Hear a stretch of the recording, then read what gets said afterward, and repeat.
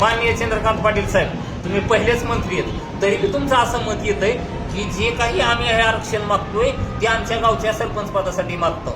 असं नाही हो, नाही आम्हाला काय त्या सरपंच पदाची गरज. ती आमच्या घरी का पिढ्याने पिढ्या पाणी भरतंय. जेव्हा सरपंच नव्हतं तेव्हा पाटील बी आमचंच बापदादा होतं, तसा विषय काय नाही. तुम्हाला शंका वाटत असलं का आमच्या हिवळचं सरपंच पद ओबीसी महिलेला सुटलंय, तिथं तुम्ही तुमची सून उभा करा. पलीकड मोह आहे तिथं तुम्ही तुमचा जावाई उभा करा. तिथं पलीकडचं हजखामसवाडी मोठं गाव आहे, तिथं नातू आणा. इटकूर बी आमच्या तालुक्यात तशीच मोठी ग्रामपंचायत आहे, तिथं तुम्ही तुमच्या मेहुण्याला सोडा, मेहुण्यानं दावा ठोकू द्या. येडशीला बी असाच कुणीतरी तुमचा नावा किंवा एक आणा मस्सीचा माऊस भाऊ आणि त्याला उभा करा आणि त्याला निवडून आणायची जबाबदारी आम्ही घेतो. सरपंच पदाचा ना ह्या राजकारणाचा आणि ह्या आरक्षणाचा काही एक संबंध नाही. आरक्षण आमच्या लेकरा बाळाला पाहिजे, शिक्षणात पाहिजे, नोकरीत पाहिजे. आम्ही ती मागताव, आम्हाला ती द्या.